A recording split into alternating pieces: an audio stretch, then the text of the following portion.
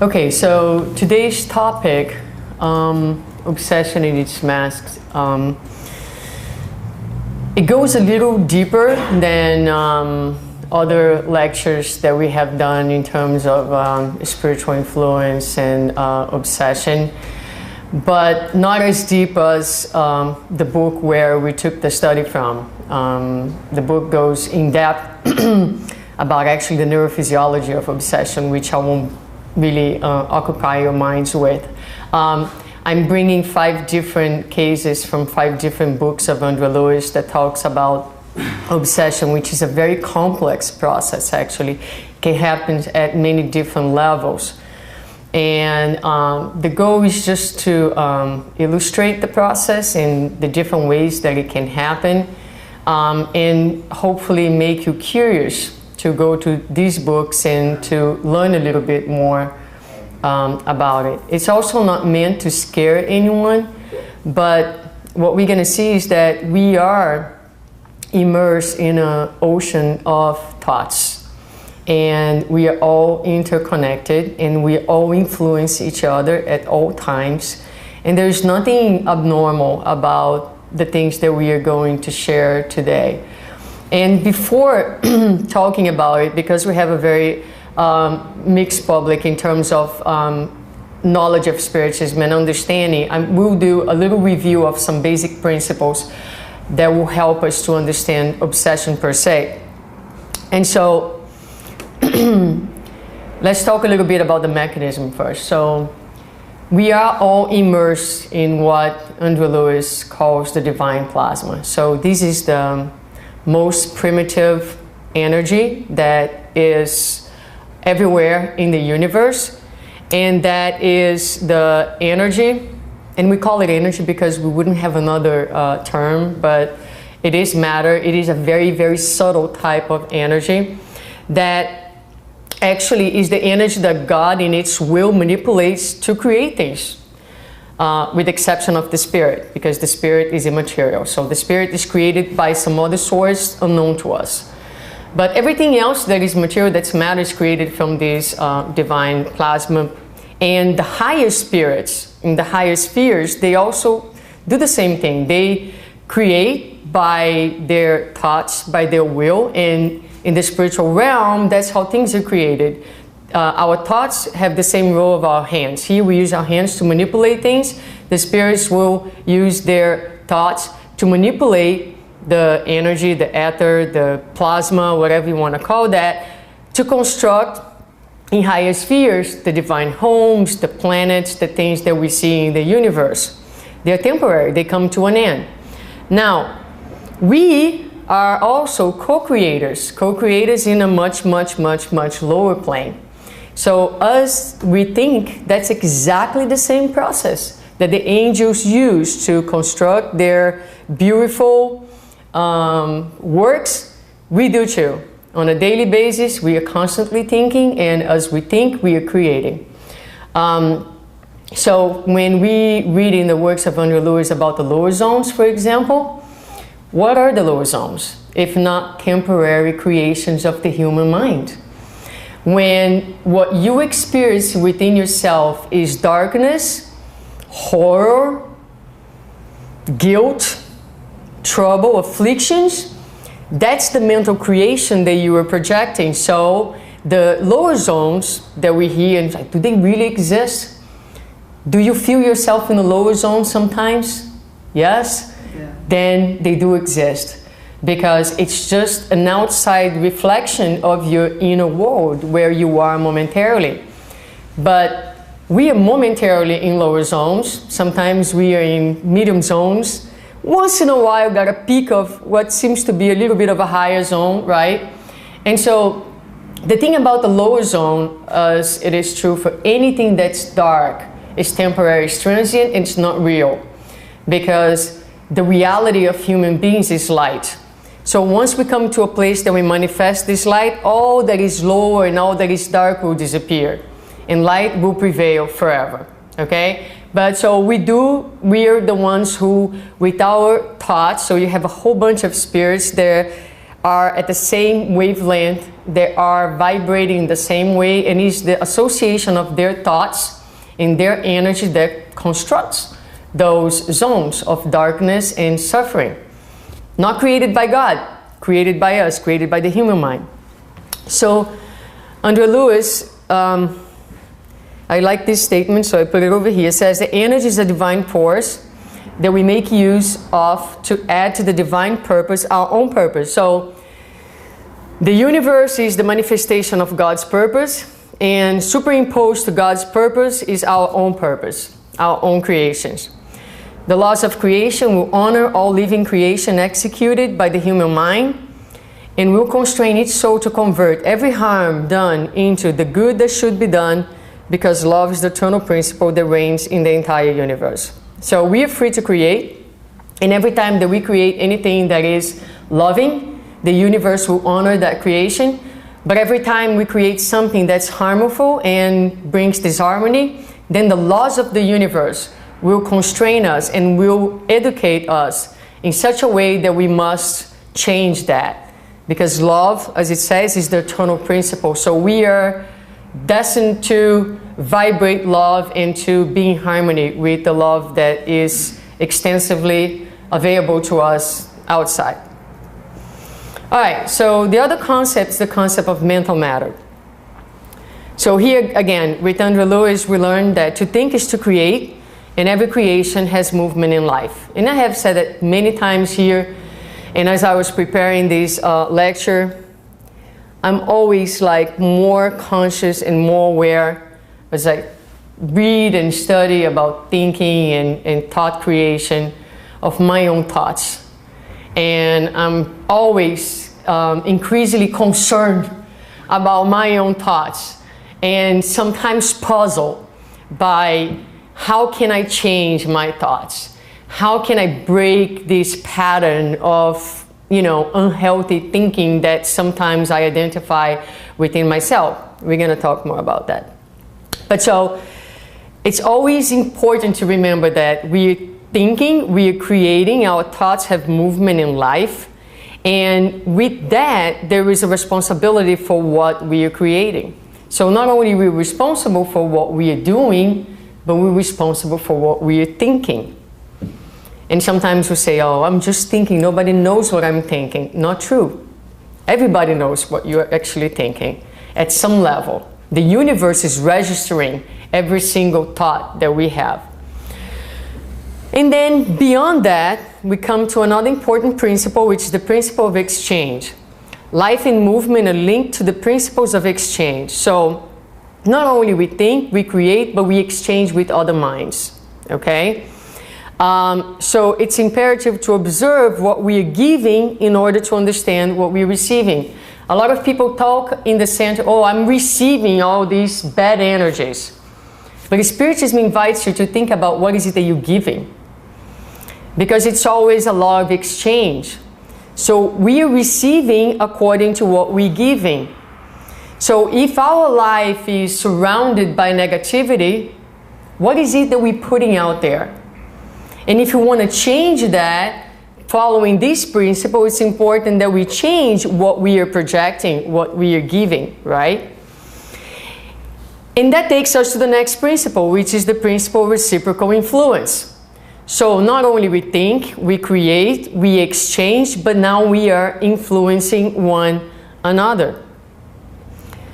Okay, so I'm going to skip those two, and move forward. Okay, now this is another concept, the concept of mental induction. And it looks very complicated, but actually I'm going to make it very simple.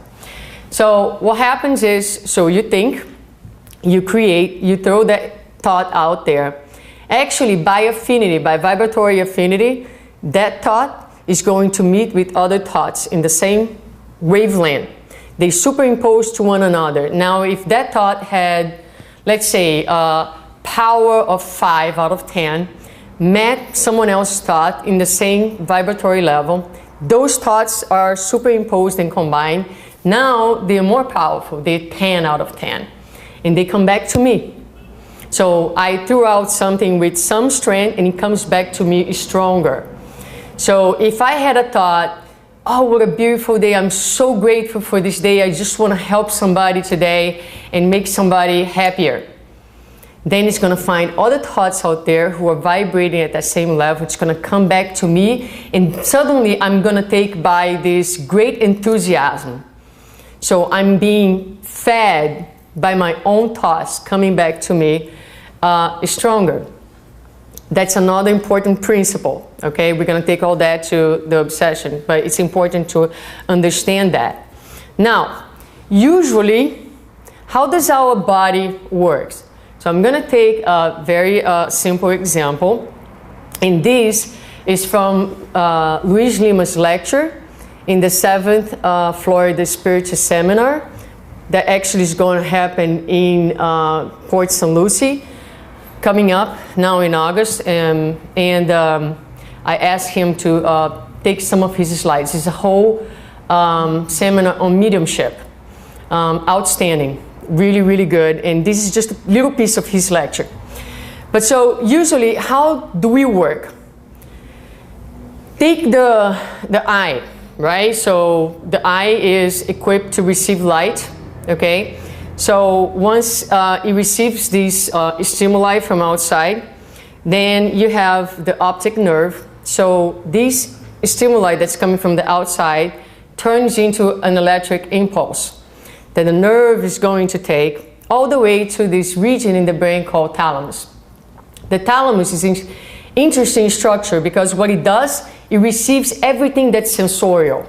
So the light from outside, the sound, when I touch something and I feel this is cold, all this information goes to the thalamus. The thalamus organizes everything.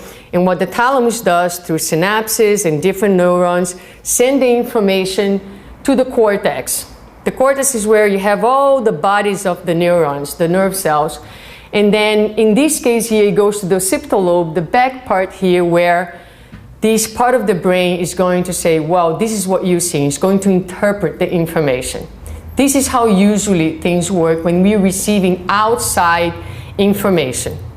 Now, in the brain, right, we have this tiny little gland that has many different functions, but one of these functions is the gland, as Andrea Lewis talks, of mental life. One of the most important physical expressions of the coronary chakra found on the diencephalon. Don't worry about the diencephalon, but it is the gland of mediumship. We're talking about obsession. So obsession is when you receive the influence of the spirits, right? It's a negative influence. So it is to the process of mediumship. Now, how this gland works, this gland has within the gland something called crystals. Each one of us has crystals. So each one of us are able to receive influences. We receive influences from the spirits all the time. Some of us have many more of those crystals, and those are the people who are the mediums who more ostensibly will deal with the phenomena of mediumship. So what happens is when the spirit sends a message to us, it's captured by this gland. The more crystals you have, the energy comes in, hit one crystal, rebounds to another crystal, rebounds to another crystal.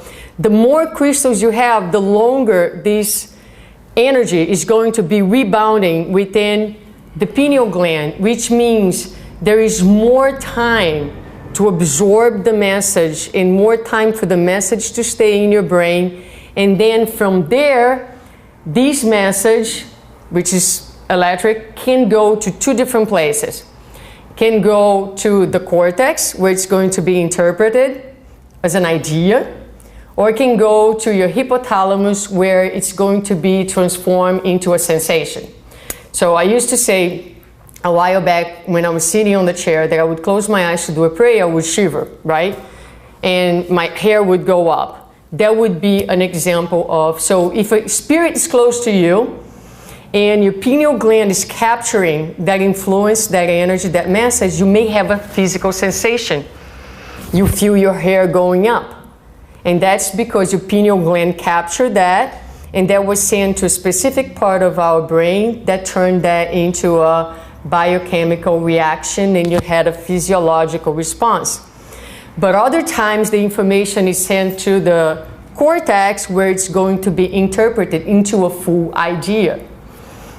So what happens with mediumship is this. All these first steps here are out. The medium has his eyes closed. So he's not getting any information through his eyes, right? But the spirit is sending the information, which is absorbed by your chakra. And then from the chakra, it goes to this physical receptor, which is the pineal gland. And from here, it goes straight to the cortex. So all the physiological, sensorial mechanism is gone.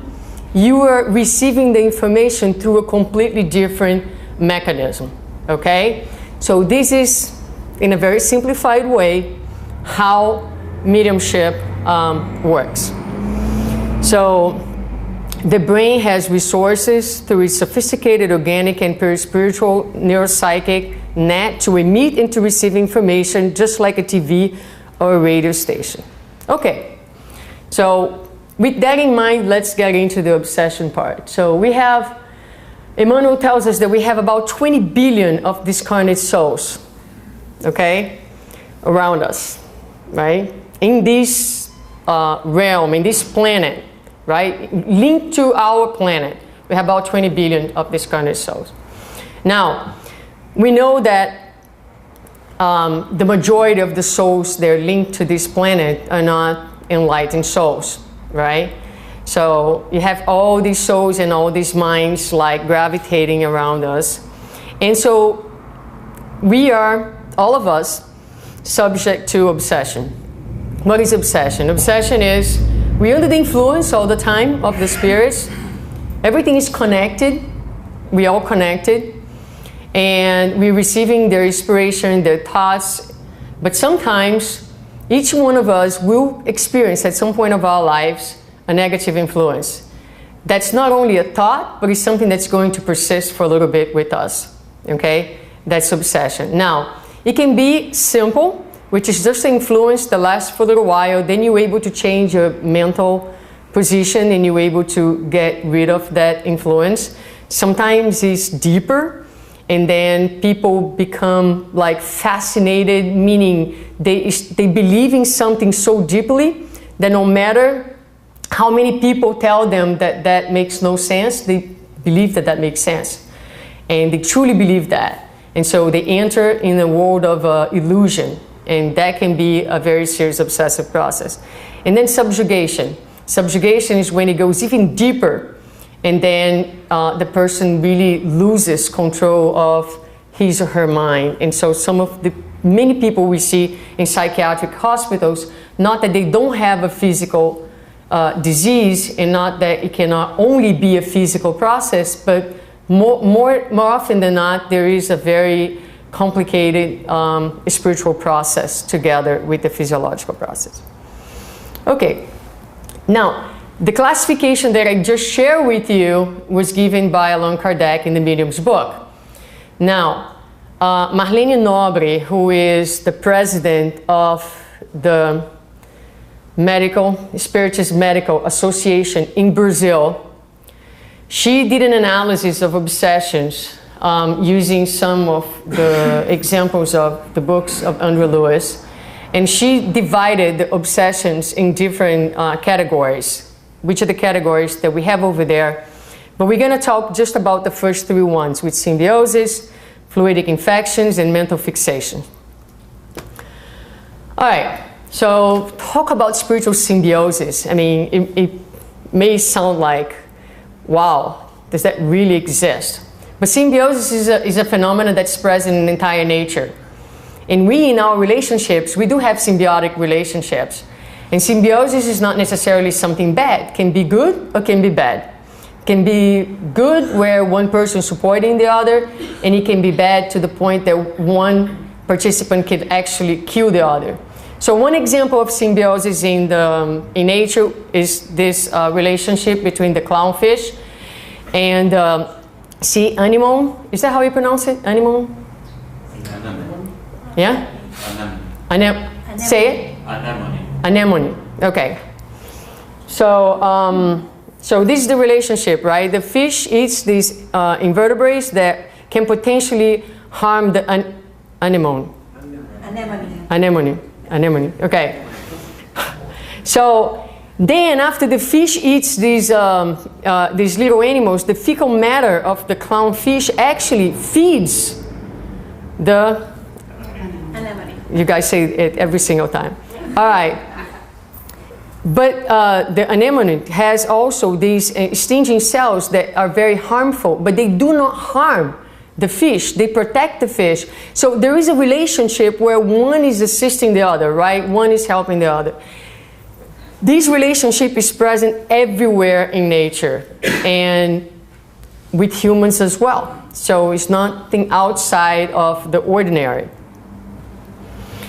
So between humans, it exists since we started thinking, since we became individualized spirits, characterized by our ability to think, to synthesize thought, and to manipulate the matter of the universe. These symbioses start to happen in our life. So here's what Andrew Lewis says, that the incarnate surrenders unconsciously to the discarnate that takes over the control of the incarnate's existence, suffering temporarily the influence and the control of the spirit in exchange for protection against influences even more deplorable.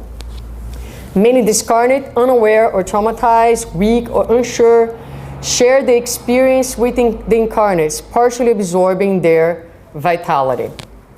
Okay, so how do we understand that?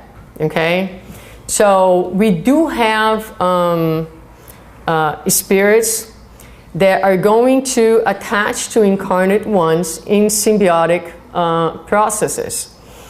Now, we're going to look at a few cases. These, like I said, it can happen at various different degrees, okay? So one very simple way that it happens is many people who pass away and now are in the spiritual realm, they are very, very attached to their families. And they are very attached to material life, to the sensations of material life. They don't mean bad. They mean no harm. But they just continue to live in the homes with the families. They sit on the table with the family. And Andrea Luiz is going to talk about how they will absorb the smell of the food. And Andrea Luiz asks, but are they really eating? And the instructor said, do you realize that 70% of our nourishment comes from breathing? Our nourishment comes from breathing, from what we are inhaling. And so as they inhale the smell of the food, they feel the taste of the food. It is as if they are eating the food. So the case is the case of Esther. As they enter the house, Andrew Lewis and the mentors, he says the poor widow's house was located on a modest street. And although relatively comfortable, it seemed to be inhabited by many spirits of inferior nature. The reason why is because this lady had no really connection with any spirituality, and the house was open, completely open for any influences. The family made up of the widow, 3 children, and an elderly couple sat around the dinner table in front of a very simple lunch. 6 spirits, enveloped in shadow, joined them at the meal as if they were taking in nourishment by absorption. So Andrew Lewis has the impulse of talking to the spirits, and he said, you know, how unpleasant to be eating and having all these spirits eating with the family. And the instructor said, but you know, have you realized that they are not foreign spirits? They are known to the family. They are familiar to the family. So they are together because the family is keeping a level of conversation and vibration, and they are attracting those family spirits. And the spirits are very attached to their family. They don't have a conception of life going on and all the possibilities for them out there. Also, there is, like I said, no protection. So what do we take from here? The importance on our end of incarnates. Table is a very sacred place when you sit with your family to eat. Actually, as everywhere, we should watch what we are saying. We should watch what we're thinking. So we're going to sit at the table and curse at each other. We're going to sit at the table and criticize people. We're going to sit at the table and gossip. We should sit at the table and be talking to each other about the good things that we have done, about positive things that we can do. And so that the time that we're eating is a time where the energies are good energies. So we're all absorbing good energies.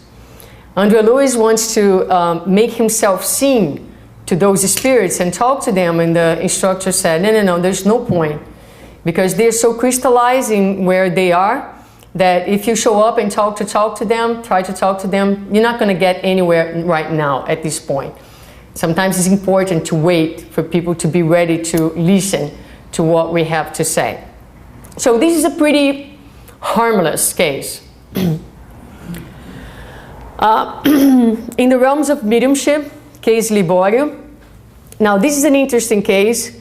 Liborio is a spirit, so he's discarnated, right? And he's attached, he's obsessing this woman, which actually a woman that he loved passionately while he was alive. Now, he's a spirit who is very, very lost in life. Don't have enough time to go into the details, but he passed away in a very, very complicated situation. He did a lot of harm, just so we can know where he's coming from. So after he left his garment of flesh, with his thoughts fixed on his passion for a woman presently tormented, the woman was doing very badly, he began to vampirize her physical body. He found her to be a new instrument of sensation by seeing through her eyes, hearing through her ears, often speaking through her mouth, and vitalizing himself with ordinary food she ingests. So is that like weird or what, right? But again, it goes back to one important principle that we learn in Spiritism, which is as we pass away, we continue to be exactly who we are. So if we are deeply attached to the sensations and to this type of life, if this type of life means everything to us, nothing's going to change just because now we don't have a physical body, because everything pertains to the realm of the mind. So if in your mind you don't even know about spiritual life and all you know is about this material life, you're going to continue to crave for those sensations and for what you know to be. And so this spirit was attached to the woman. He was feeling through her, and that was very harmful to her. She wasn't doing very well. So what she does, she goes to the Spiritist center, very common, says, look, I'm being obsessed. She kind of had an idea. And they do a work at the Spiritist center, and the good spirits take Liborio away. And that should be the end, right?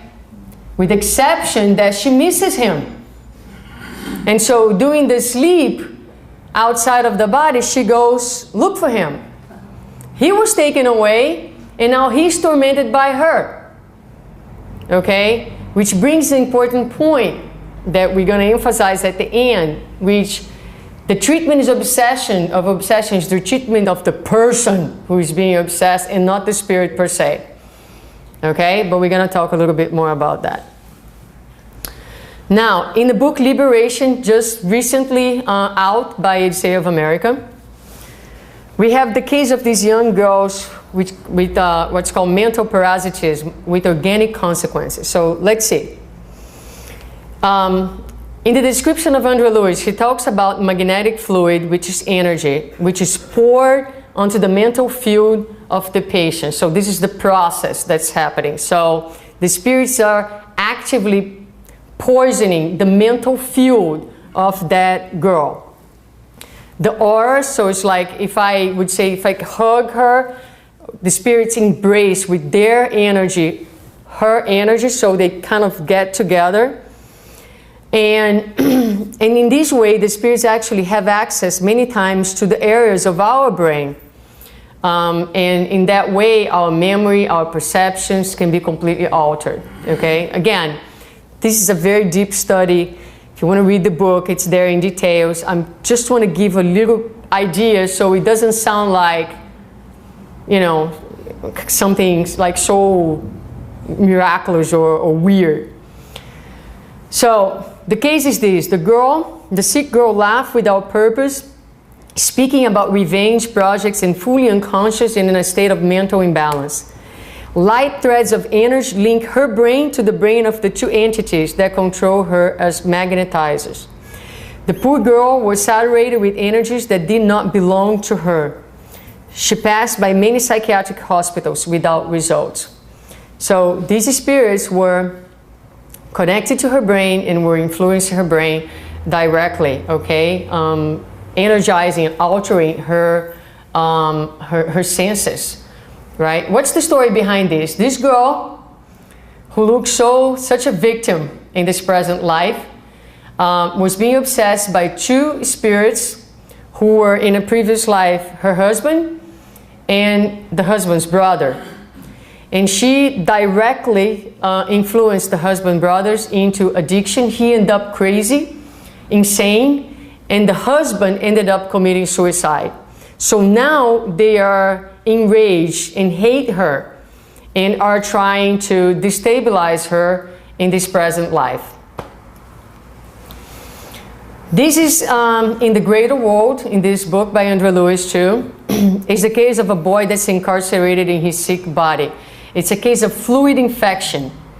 So it talks about the creation of mental forms. So the spirits can create certain forms, and these forms can be posed on another brain, okay? And that's going to establish what they call a nervous war or altered psychic state and lead to organic illness as well. But what's the case here? He has been paralyzed since his rebirth 8 years ago. He can speak, walk, or sit up. He sees very poorly and hears almost nothing on the human plane. And then, you know, further into the description, they're going to say, one of the discarnate's persecutors touched the boy's brain with his right hand. The paralytic's face blanched in a display of enormous anguish. I noticed, that's Andrea Lewis speaking, that through its hands, the hands of the spirit, the unhappy spirit emitted black striae of substance similar to tar, which reached the boy's brain to increasing his feelings of dread. It's nothing different than what we do here in passes. When we put our hands on top of somebody's head, we are manipulating the fluid. The fluid is neutral. Fluids are neutral. Energy is neutral. But you put on the energy your feelings. So when you sit in front of my chair and I ask Jesus to bless you, and I think of, you know, that you may be in struggle, in suffering, or in need of anything, and I really want to help you, and I ask Jesus to help me to help you, what happens is the energy that I am emitting is impregnated by these feelings of love for you. And so it takes the density and the quality of my feeling. So here, the obsessor is also impregnating the fluid with hate, and so the fluid becomes like tar and causes an infection in the thinking of the little boy. Who is this little boy?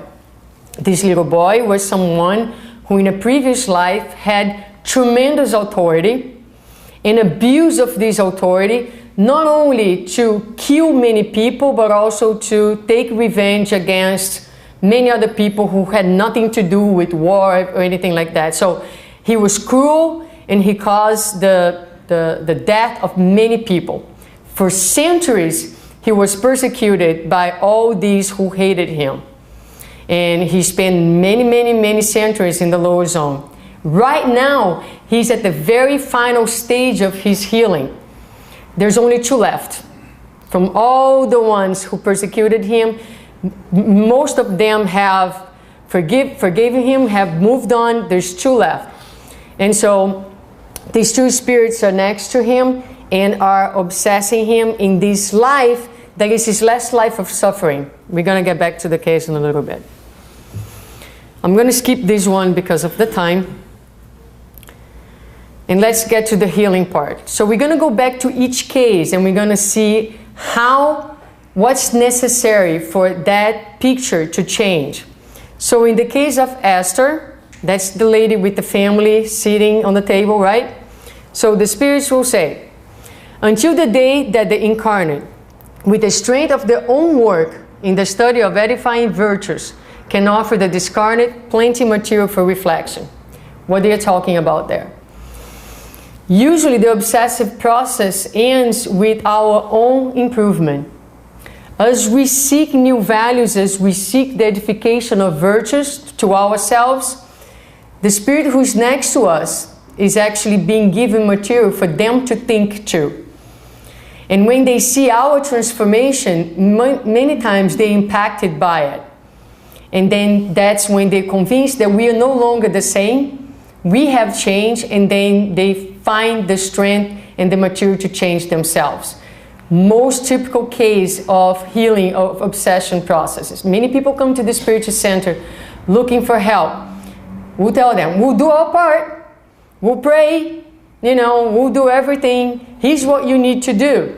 But most importantly, it's a work in time. You need to pursue your inner transformation. That's the only way. With the case of Liborio, right? So the guy who was obsessing the lady. As long as their spiritual dispositions are unchanged, Liborio and the wife and the woman, and until they start thinking differently, they will remain in mutual captivity, where obsessor and obsessed feed on each other's emanations. They fear separation due to the crystallized habits they share according to the principles of affinity, and from there arise the obstacles to the dual recovery that we wish for them. The good spirits wish them to change. This is a hard truth for us to digest. A lot of times we ask for change, but we take pleasure on the state that we find ourselves still. And a lot of times it's the same thing. I mean, once Liborio was gone, she missed him. She missed that state of chaos. Sometimes the state of chaos or misery is what actually gives us any sense of being. And if that misery and that distress is taken away from our lives, we don't know what to do. So part of the process of inner transformation is actually bearing these states of disharmony sometimes for a while and investing very seriously into light, into knowledge, and into these virtues, so that little by little there's less and less space for misery in our lives. In the case of the young girl, right, the woman who had the two guys. Now, in obsession cases like this, in which the patient is still able to react, so she was still able of reaction, it is indispensable the resource of resistance. She needs to actively participate and resist the influences.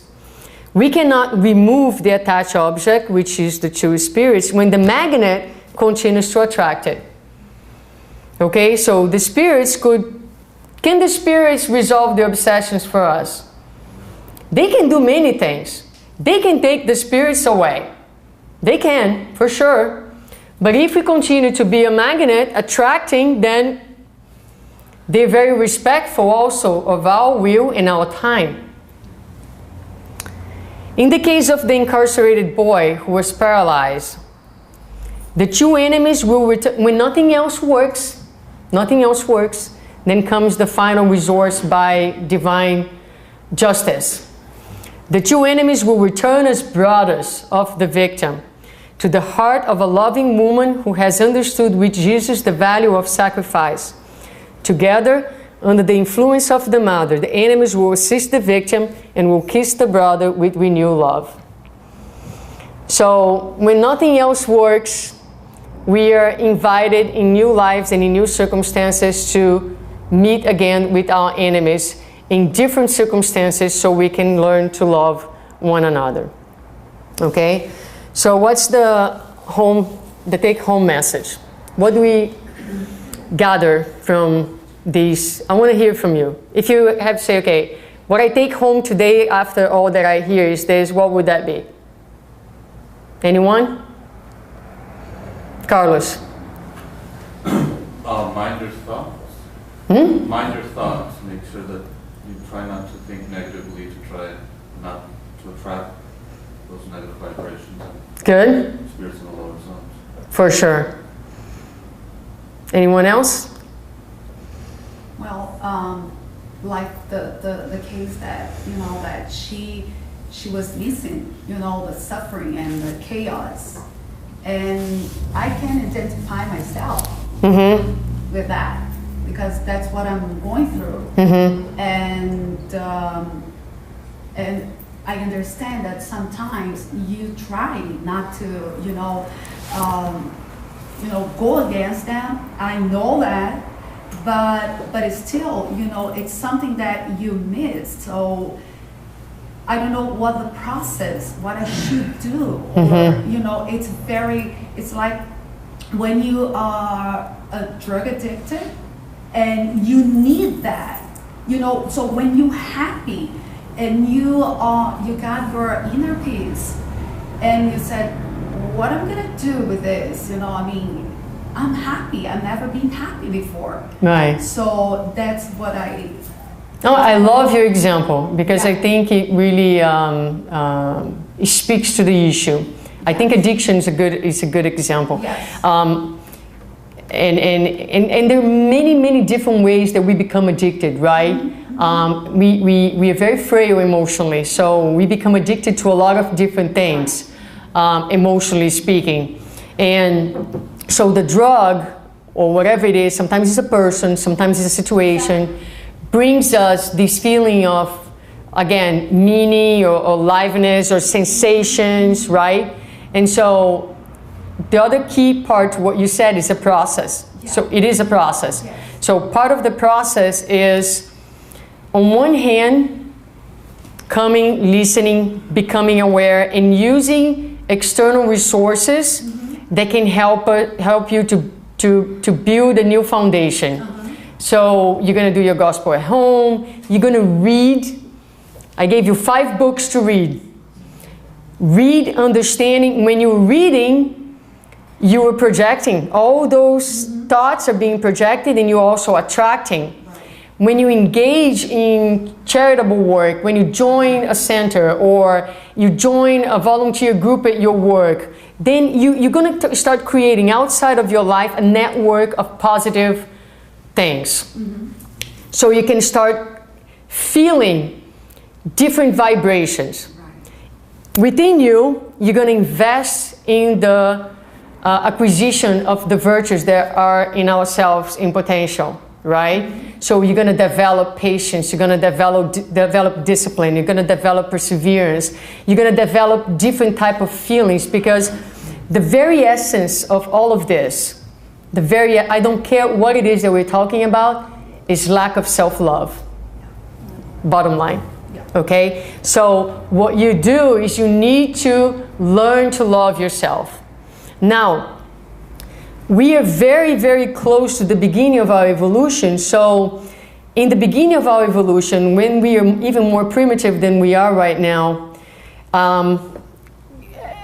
pleasure is very closely related to physical sensation.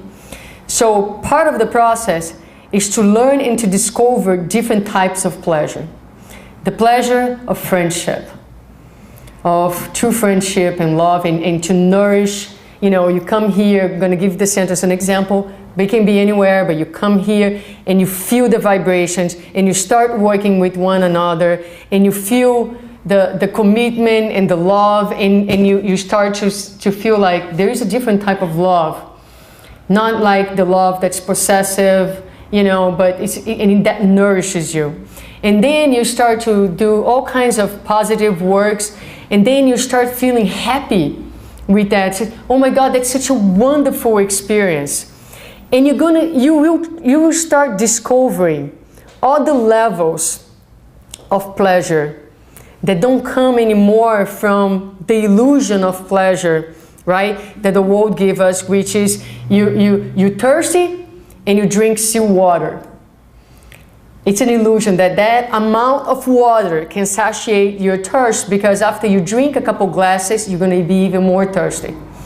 And that's what the world does to us. It gives us the illusion, the drugs, the relationships, whatever it is, of satiation, right. But it's an illusion, because at the very end, you are more empty, you're drier, right? So it's a journey. It's a journey that you're going to use of outside resources, and you're going to invest in these virtues. Little by little, you're going to fall many times. You're not going to be able, but the key is to perseverate, to continue on, and to give yourself a chance to discover different types of pleasures. And the thing with those pleasures is that once you experience them, it's very noticeable how fulfilling they are, and how they stay with you, and how they nourish your soul. And then little by little, you're going to start to crave more and more for that. And you're going to have moments where you're still going to want the world, and you're still going to, and then you get tired of it, and you look up to the sky again. And you know, and that's the process. And it's going to come one day that this here is going to be all the way down, never going to go up again, and we're going to be here. But even the pleasures that the higher spirits talk to us about, we don't even know what they are. So, and then there is the fear that the lady experienced without libido. She didn't know what her life would be like, because she has no reference for any other type of love, pleasure, sensation that's not material, that's not physical. Okay? Anyone else? All right, so there are no real victims when it comes to obsession. Okay? It's always an interplay of minds. We are active participants of our relationships in both realms. Everything that I said, if you don't want to apply it to the spirits, you can apply it to your relationships here, because we are talking about relationships in any realm of life. Change requires true will and action. The spirits, not even Jesus Christ, was able to heal anyone who didn't want or who wasn't ready to be healed. It takes an active process and will of the person who is being obsessed. So that's why Jesus would always say, your faith healed you, not me. Your faith is what has healed you. So healing is also always a process of self-healing. And, you know, in response to you, is seek the light to end darkness. A lot of different religions, and even in Spiritism for a long time, and even nowadays, depending on where you go, people take some of the words of Jesus literally. So you say, okay, so if your hand is a reason of scandal, cut it off, right? Or take your eyes off, right? And what we know nowadays is that you don't change yourself by cutting parts of yourself. You can do that. That would be an act of lack of love. What we do is we embrace who we are. Better say, we embrace where we are in our level of evolution. And we tell to ourselves, if I'm still acting this way, if I'm still craving this, is because behind it, there is a reason, an emotional reason. So instead of crucifying yourself, give yourself a big hug and accept who you are, understanding that whatever darkness you experience is transient. But then make sure that you're actively seeking the light. You're actively seeking the transformation process. So the miracle of transformation is not by trimming parts of ourselves, but it's by reinforcing and expanding the light. We all have this focus of light within ourselves that's God in us. And the process of inner transformation is this. You nourish the light, more light, more light, more light, in such a way that it will come a day there will be no place for darkness. And so you didn't need to cut yourself. You didn't need to punish yourself. All you need to do is to love yourself. Okay? So with that, we come to an end.